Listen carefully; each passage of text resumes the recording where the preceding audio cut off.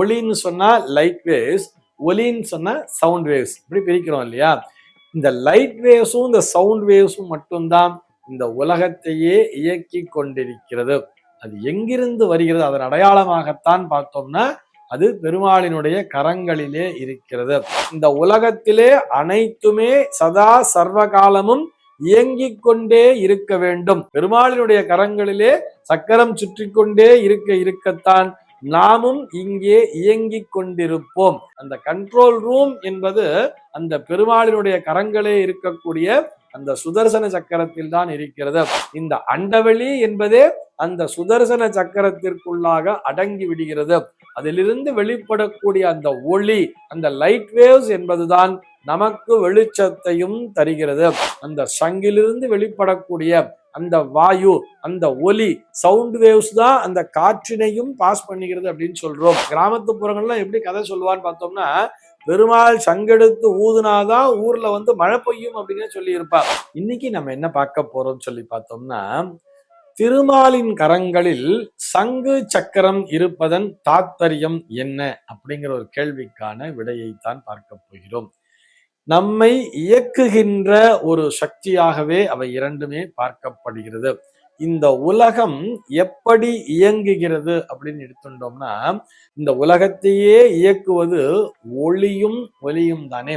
ஒளியும் ஒலியும், ஒளின்னு சொன்னா light waves, ஒலின்னு சொன்னா sound waves, இப்படி பிரிக்கிறோம் இல்லையா?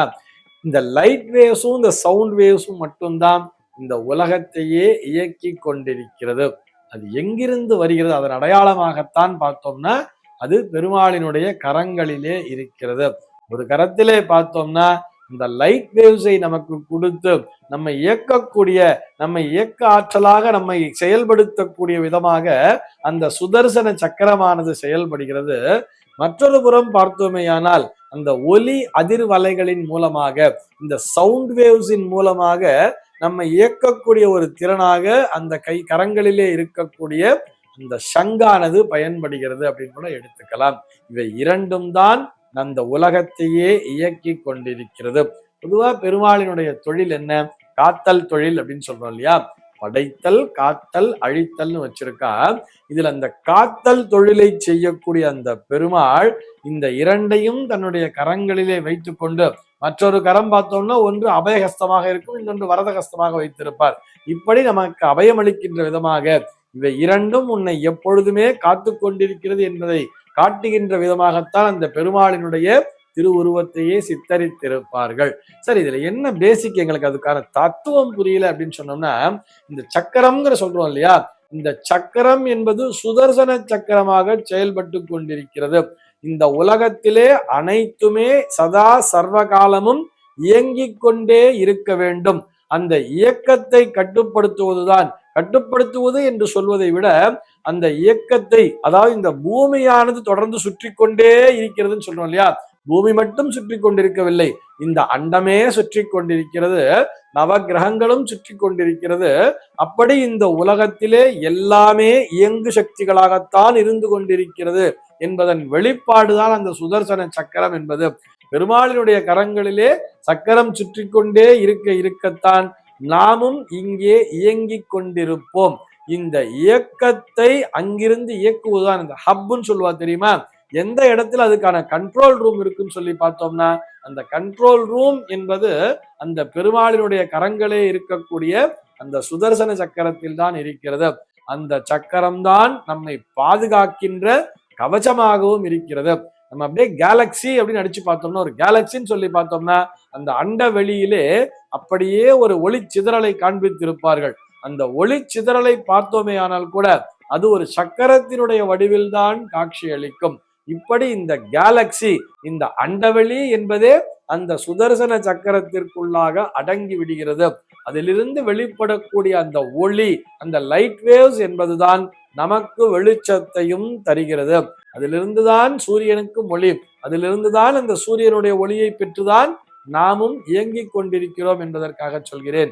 அதே போலத்தான் அந்த சங்கிலிருந்து வெளிப்படக்கூடிய காற்று என்பதுதான் நம்மை இயக்குகின்ற, அதாவது நமக்குள்ளாக செல்லக்கூடிய காற்றாகவும் இருக்கிறது. அந்த சங்கிலிருந்து வெளிப்படக்கூடிய அந்த வாயு, அந்த ஒலி, சவுண்ட் வேவ்ஸ் தான் அந்த காற்றினையும் பாஸ் பண்ணுகிறது அப்படின்னு சொல்றோம். அந்த ஒலியினுடைய அதிர்வலைகள் தான் இங்கே காற்று என்பதையே உருவாக்குகிறது. நாம் சுவாசிக்கிறோம் என்று சொன்னால் அதை கட்டுப்படுத்துகிறது எதுன்னு சொல்லி பார்த்தோம்னா அது பெருமாளினுடைய கரங்களிலே இருக்கக்கூடிய அந்த சங்கு என்பதுதான். இதனுடைய வெளிப்பாடுதான் பெருமாள் நம்மை காக்கும் தெய்வமாக, உன்னுடைய ஆரோக்கியத்தையும் என்னுடைய கட்டுக்குள்ளே இருக்கிறது, இவைகளை நீ வழிபட்டு வா அப்படிங்கிற மாதிரி வச்சிருக்காரு. நம்ம வச்சுக்கலாம். இது எல்லாமே இறைவனுடைய திருவுருவங்களிலே இருக்கக்கூடிய அனைத்து விஷயங்களுக்கு பின்னாலுமே ஒரு தத்துவம் என்பது அடங்கி இருக்கும் அப்படிங்கிறதுக்காக சொல்றோம்.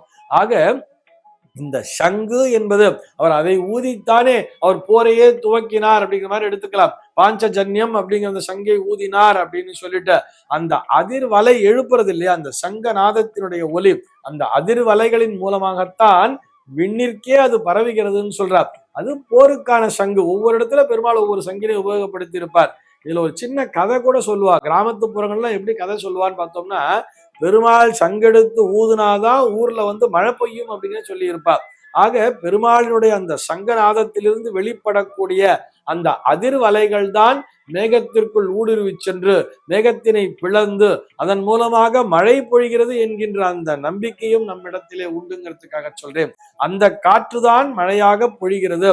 அதாவது பெருமாளினுடைய அந்த சங்கநாதத்திலிருந்து வெளிப்படக்கூடிய காற்று என்பதுதான் மேகங்களை குளிர்வித்து நம்முடைய ஊரிலே மழையாக பொழிந்து நம்மை பாதுகாக்கிறது. அந்த சங்கானது கடலிலிருந்து கிடைத்தது, நீரிலிருந்து அந்த கிடைத்த சங்கின் மூலமாகத்தான் நமக்கும் மீண்டும் நீர் என்பது கிடைக்கிறது என்கின்ற அந்த தத்துவத்தையும் உள்ளடக்கி வைத்திருப்பார்கள். ஆக காக்கும் கடவுளாகிய பெருமாளினுடைய திருக்கரங்களிலே இருக்கக்கூடிய சங்கும் சக்கரமும் தான் நம்முடைய உயிரை பாதுகாக்கிறது. சர்வே ஜனாஹ சுகினோ பவந்து.